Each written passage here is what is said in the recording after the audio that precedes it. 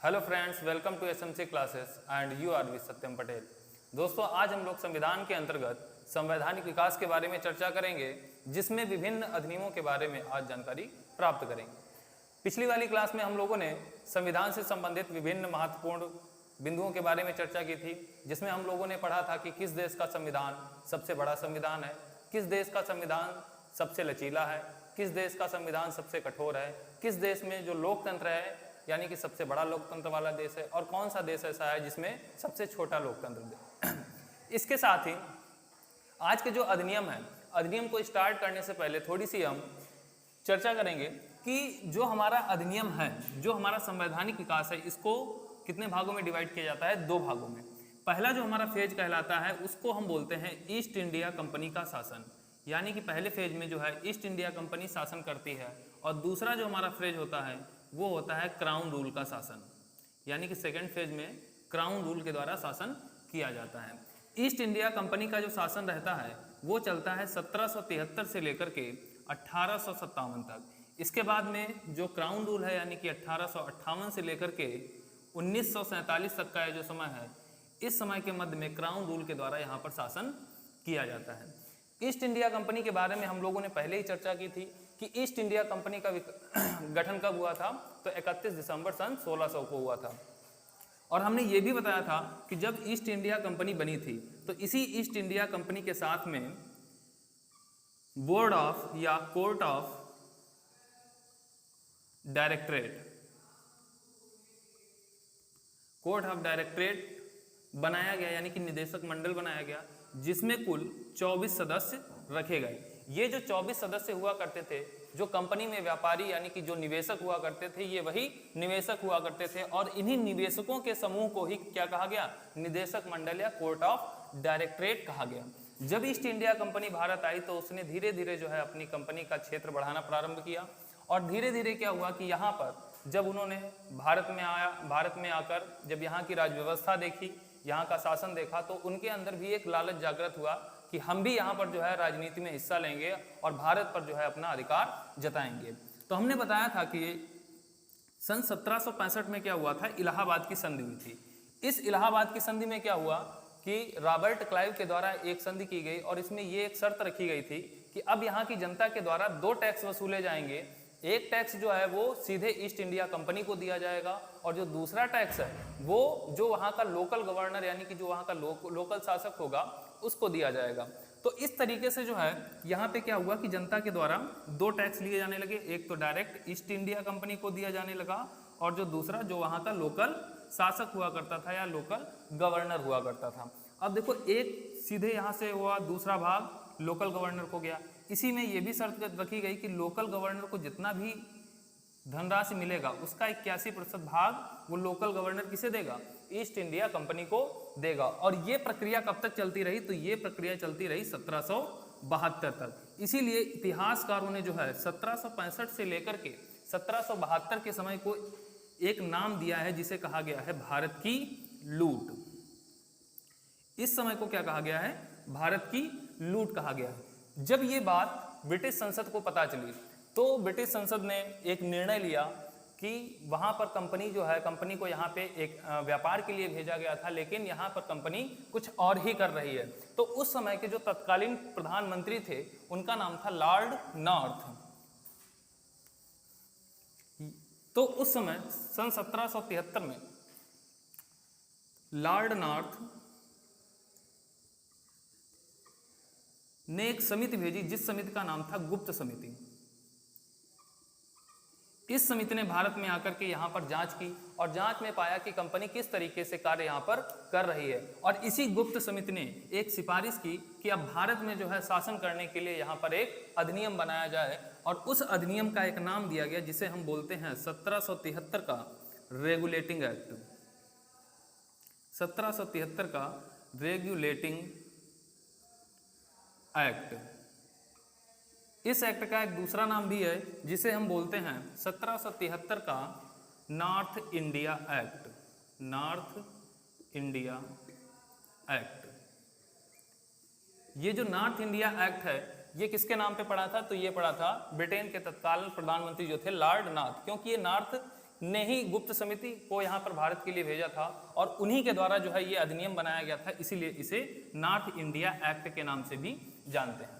अब देखो ये जो अधिनियम यहाँ पर लाया गया, तो इस अधिनियम में कौन कौन सी बातें रखी गई। तो पहली बात ये रखी गई कि जो बंगाल का गवर्नर होगा, जो बंगाल का गवर्नर होगा उसे गवर्नर जनरल बनाया जाएगा। गवर्नर जनरल बनाया जाएगा। अब देखो ये गवर्नर कौन था। जब ईस्ट इंडिया कंपनी भारत आई तो उस समय ईस्ट इंडिया कंपनी के भारत आने के समय में 3 प्रेसिडेंसी बनाई गई। पहली मद्रास, दूसरी बंबई और तीसरी बंगाल। इन तीनों प्रेसिडेंसी में एक एक गवर्नर रखा गया। लेकिन जब 1773 का रेगुलेटिंग एक्ट आया तो उसमें यह कहा गया कि प्रत्येक गवर्नर से बात करने में काफी ज्यादा समय लगेगा, तो उसमें यह कहा गया कि तीनों गवर्नर में एक नेता चुन दिया जाए जिसको कि जो इन तीनों क्षेत्रों को क्या करेगा, नेतृत्व करेगा, और हम उसी एक व्यक्ति से बात करेंगे और वही व्यक्ति क्या करेगा, इन क्षेत्रों में जो है अपनी बात पहुंचाएगा।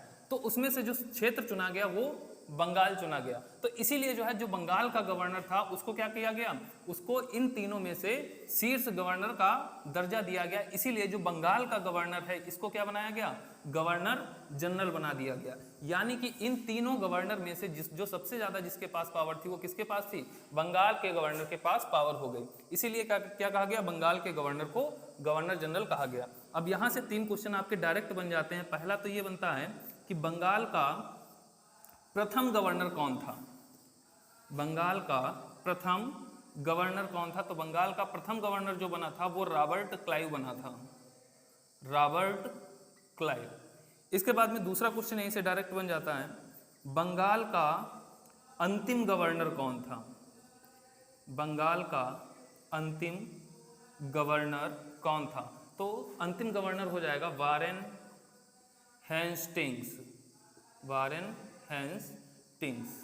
अब देखो अंतिम गवर्नर का मतलब यानी कि यह है कि बंगाल के गवर्नर का यहाँ पर पद ही समाप्त कर दिया गया और एक नया पद लाया गया जिसे क्या कहा गया, गवर्नर जनरल।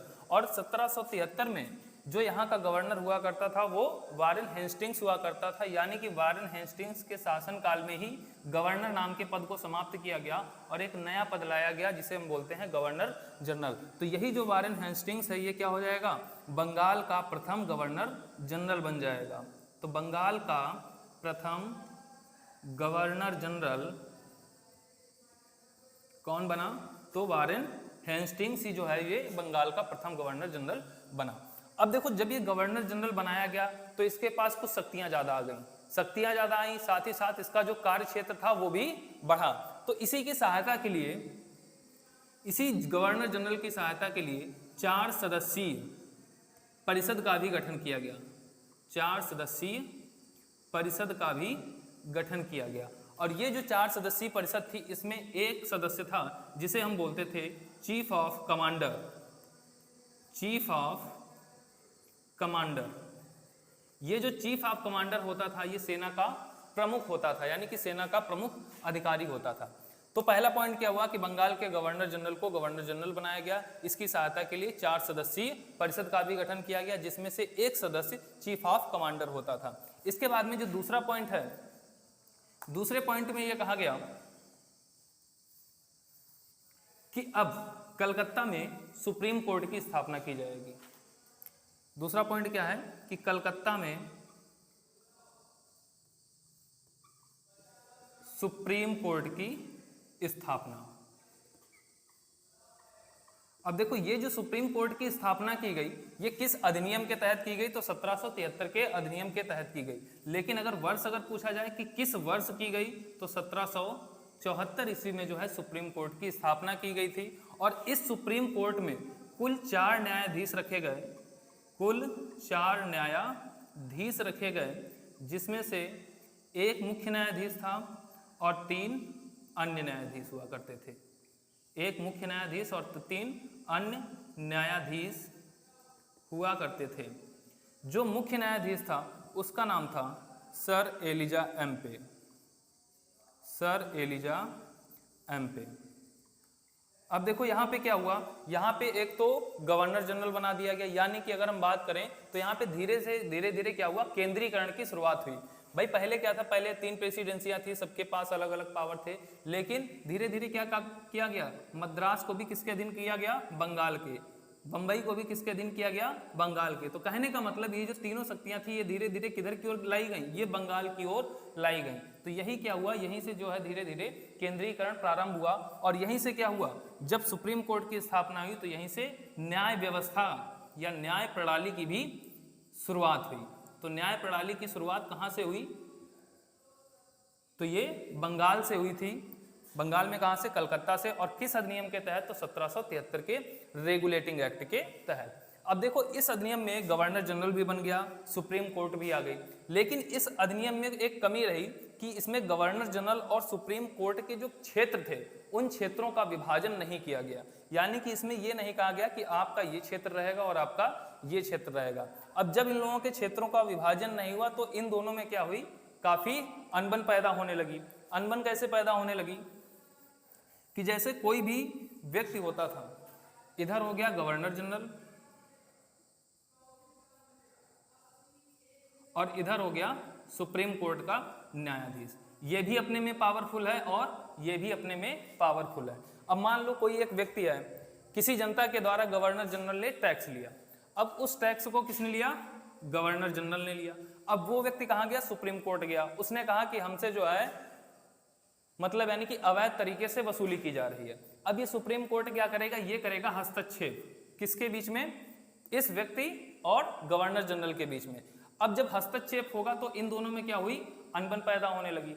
इसने क्या कहा कि आप जो है राजस्व में हस्तक्षेप क्यों करते हैं, ये हमारे अधिकार क्षेत्र के अंतर्गत आता है। सुप्रीम कोर्ट ने कहा नहीं, क्योंकि वो हमारे पास न्याय लेने के लिए आया है तो हम उसे न्याय देंगे। तो यहीं से क्या हुआ, यहीं से विवाद होना प्रारंभ हुआ। और ये विवाद कहाँ पहुंच गया, ये विवाद पहुंचा ब्रिटिश संसद। जब वहां पर ये बात मालूम हुई तो इसी एक्ट में सुधार करने के लिए एक एक्ट ऑफ सेटलमेंट लाया गया, जिसे हम लोग जानते हैं 1781 का एक्ट ऑफ सेटलमेंट।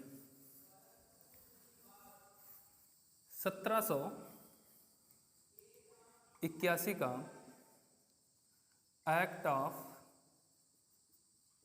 सेटलमेंट। देखो ये जो एक्ट ऑफ सेटलमेंट आया, इसमें क्या किया गया, इसमें ये चीजें स्पष्ट कर दी गई कि जो गवर्नर जनरल होगा और जो सुप्रीम कोर्ट होगा, इन दोनों के कार्यक्षेत्र अलग अलग होंगे। तो इसका पहला पॉइंट क्या हो जाएगा, गवर्नर जनरल एवं सुप्रीम कोर्ट के कार्यक्षेत्र अलग होंगे, अलग अलग होंगे। इसी में कहा गया कि सुप्रीम कोर्ट गवर्नर जनरल के कार्यों में बाधा नहीं डालेगा, गवर्नर जनरल के कार्यों में बाधा नहीं डालेगा।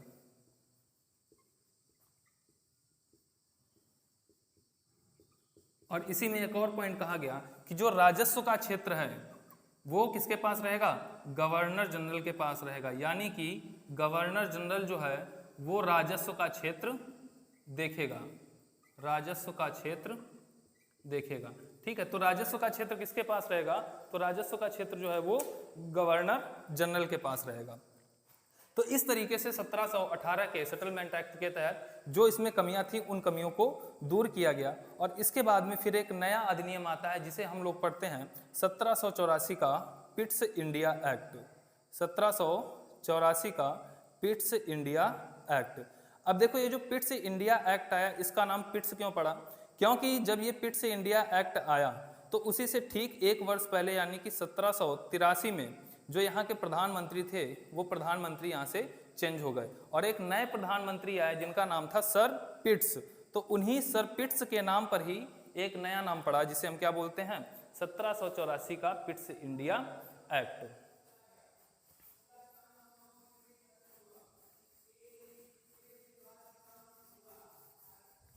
अब देखिए 1784 का जो पिट्स इंडिया एक्ट आया, इसमें कौन कौन सी चीजें आई।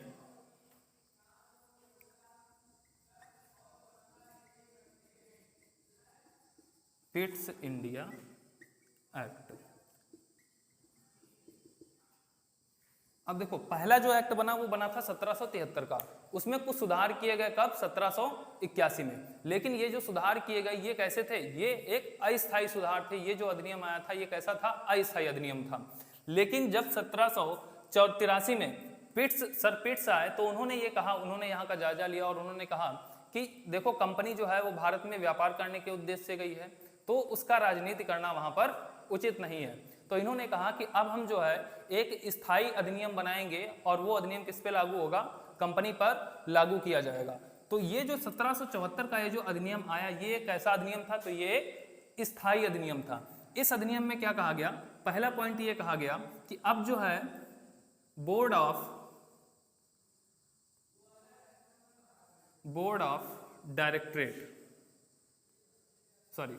कंट्रोल, इन्होंने क्या कहा कि बोर्ड ऑफ कंट्रोल का गठन किया जाएगा और उस बोर्ड ऑफ कंट्रोल में कितने सदस्य होंगे? 6 सदस्य होंगे। अब देखो इन्होंने क्या कर दिया, 1784 के अंतर्गत एक नया बोर्ड बनाया गया जिसका नाम क्या रखा गया? Board of control. इसमें सदस्यों की संख्या कितनी रखी गई? 6। और जब ईस्ट इंडिया कंपनी बनी थी तो उस समय क्या बना था? Court of directorate. उसमें सदस्यों की संख्या कितनी थी? 24। ये जो 24 सदस्य थे ये कौन से थे? ये थे निवेशक। और ये जो 6 सदस्य रखे गए ये कौन से थे? ये ब्रिटिश पार्लियामेंट के मंत्री हुआ करते थे। अब यहीं पे क्या किया गया कि जो बोर्ड ऑफ कंट्रोल है इसका कार्य क्षेत्र का निर्धारण कर दिया गया कि जो बोर्ड ऑफ कंट्रोल है ये क्या करेगा? ये राजनीतिक क्षेत्र देखेगा। ये क्या करेगा? ये राजनीतिक क्षेत्र देखेगा। और जो व्यापारिक क्षेत्र है वो कौन देखेगा? वो निदेशक मंडल देखेगा। व्यापारिक क्षेत्र, यानी कि यहां पर स्पष्ट कर दिया गया कि जो बोर्ड ऑफ कंट्रोल है वो राजनीतिक क्षेत्र देखेगा, यानी कि राजनीतिक क्षेत्र में किसी प्रकार का कंपनी का कोई भी हस्तक्षेप नहीं होगा। और यहीं से क्या प्रारंभ होता है? कंपनी से धीरे धीरे जो है राजनीतिक शक्तियां जो है वो छीनी जाने लगती हैं। तो पहला क्या हो गया? बोर्ड ऑफ कंट्रोल का गठन जिसमें 6 सदस्य हुआ करते थे और यहीं पे क्या हुआ कि इनका जो है क्षेत्र अलग अलग विभाजित कर दिया गया। दूसरा इसी में यह कहा गया कि अभी तक कंपनी के द्वारा जितना भी या जिस क्षेत्र पर भी, जिस भारतीय क्षेत्र पर कब्जा किया गया है वह क्षेत्र ब्रिटिश संसद के अधीन होगा। ब्रिटिश संसद के अधीन होगा, न कि कंपनी के अधीन, न कि कंपनी के अधीन। देखो इसका मतलब क्या है? यहां पर थी कंपनी ने क्या किया? यहाँ पे भारतीय क्षेत्र के बारे में मतलब यानी कि भारतीय क्षेत्र पर क्या किया? कब्जा किया। लेकिन जब ये पिट्स इंडिया एक्ट आया तो इसमें ये स्पष्ट कर दिया गया कि जो कंपनी थी, कंपनी को भारत केवल व्यापार के उद्देश्य से भेजा गया था, न कि राजनीतिक उद्देश्य से। इसलिए क्या कहा गया कि कंपनी जो है वो केवल व्यापार करेगी और कंपनी के द्वारा जो भी भारतीय क्षेत्र पर कब्जा किया गया है वो किसका होगा? वो होगा ब्रिटिश संसद के अधीन होगा। इसी में यह भी एक निर्णय लिया गया कि अब कंपनी का कोई भी अधिकारी या कोई भी व्यक्ति, कंपनी का कोई भी व्यक्ति भारतीय राजा के साथ युद्ध अथवा संधि करने से पहले ब्रिटिश संसद की अनुमति लेगा। ब्रिटिश संसद की अनुमति लेगा। यहीं पर क्या स्पष्ट कर दिया गया कि जो अब कंपनी है वो किसी भी प्रकार से हस्तक्षेप नहीं करेगी। अगर वो कोई भी ऐसा कार्य करती है तो सबसे पहले उसे ब्रिटिश संसद की अनुमति लेना आवश्यक होगा। तो इस तरीके से ये जो है 1784 का पिट्स इंडिया एक्ट हमारे लिए महत्वपूर्ण है। अब इसके बाद में ठीक 2 वर्षों के बाद में एक और एक्ट आता है जिसे हम बोलते हैं 1786 का अधिनियम। 1786 का अधिनियम। अब देखो ये जो 1786 का अधिनियम है इसमें एक पॉइंट है जो आपका परीक्षा के दृष्टिकोण से पूछ लिया जाता है। अभी हमने बताया था कि जब बंगाल के गवर्नर को गवर्नर जनरल बनाया गया था तो उसी के तहत क्या किया गया था कि गवर्नर जनरल की सहायता के लिए 4 सदस्यीय परिषद का गठन किया गया था और उन्हीं 4 सदस्यीय परिषद में एक जो है सेना का चीफ हुआ करता था। तो जब 1780 का अधिनियम आया तो उस समय एक नया यहाँ पर आया जिसका क्या नाम था, लॉर्ड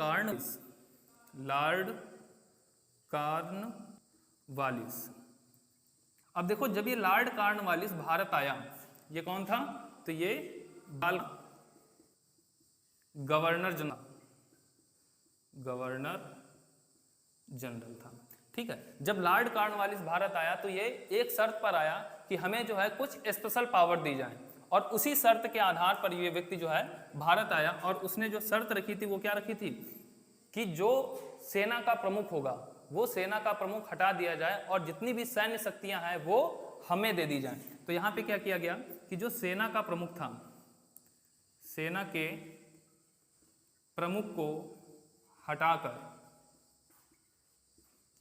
सारी शक्तियां गवर्नर जनरल को दे दी गई, गवर्नर जनरल को दे दी गई। अब यहीं पे क्या किया, जब गवर्नर जनरल को सारी शक्तियां दे दी गई, इसी के साथ क्या किया गया, जो 4 सदस्य हुआ करते थे गवर्नर जनरल की सहायता के लिए, जो 4 सदस्यीय परिषद हुआ करती थी, अब उसकी संख्या घटाकर कितनी कर दी गई, 3 कर दी गई। यानी कि अब जो व्यक्ति रहेंगे, जो 4 सदस्यीय परिषद हुआ करती थी उसमें सदस्यों की संख्या अब कितनी रहेगी, तो 3 रहेगी। तो कुल मिलाकर के यहाँ पर क्या हुआ कि लॉर्ड कॉर्नवालिस यानी कि जो गवर्नर जनरल था, धीरे धीरे क्या हुआ, गवर्नर जनरल की पावर और बढ़ने लगी और धीरे धीरे क्या हुआ कि ये जो 2 प्रेसिडेंसी थी, इनके जो गवर्नर हुआ करते थे, इनकी पावर धीरे धीरे घटने लगी। अब यहीं से क्या हुआ, यहीं से फिर धीरे धीरे जो हमारा कंपनी का शासन था वो धीरे धीरे क्षीण होने लगता है और जो ब्रिटिश पार्लियामेंट है उसकी यहाँ पे काफी ज्यादा मात्रा में पहल देखने को मिलती है। इसके बाद में जो अगला अधिनियम आएगा वो अधिनियम आएगा 1793 का चार्टर एक्ट, 1793 का चार्टर एक्ट। अब देखो 1786 में कौन आ गया था, लॉर्ड कॉर्नवालिस आ गया था। तो इसी लॉर्ड कॉर्नवालिस ने 1793 में क्या किया था, सर्वप्रथम ICS का गठन किया, ICS का गठन किया। तो ICS की स्थापना किसके द्वारा की गई थी, लॉर्ड कॉर्नवालिस के द्वारा की गई थी। कब की गई, किस अधिनियम के अंतर्गत की गई थी, तो 1793 के अधिनियम के अंतर्गत की गई थी।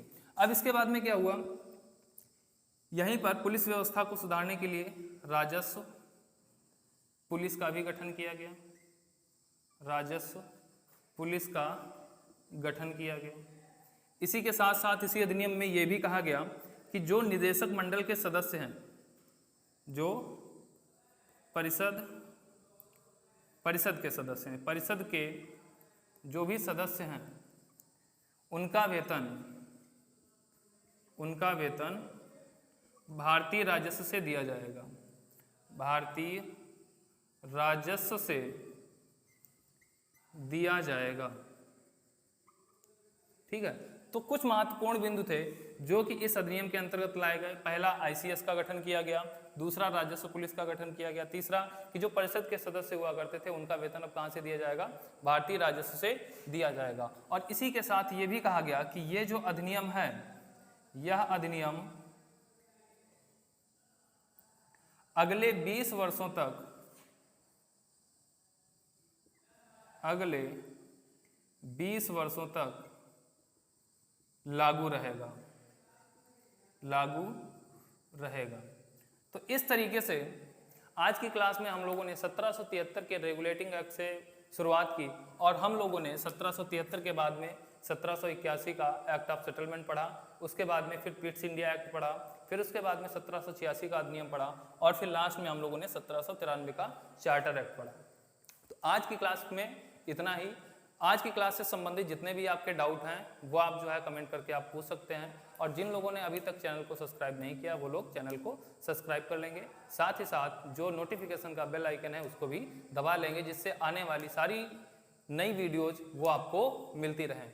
इस वीडियो को अधिक से अधिक शेयर करें ताकि जिन लोगों के पास पढ़ने के साधन नहीं है या जो लोग जो है क्लास नहीं कर पा रहे हैं तो भी ये शिक्षा पहुंच सके। धन्यवाद।